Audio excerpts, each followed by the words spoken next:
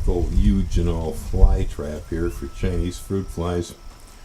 And the gecko came out of the bottle now, but he actually had his head stuck inside there and was gobbling flies.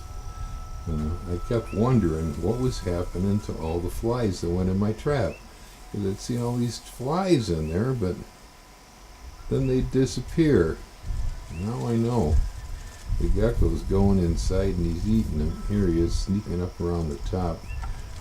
Got him, huh? Huh? Good job, buddy.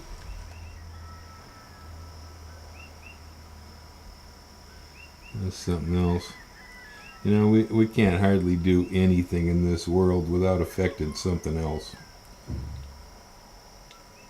Just because I decided to try to trap the Chinese fruit flies, now I got a problem with gecko obesity. These guys got themselves their own fast food stand over there, and they are just eating too many flies. Look at the belly on that gecko.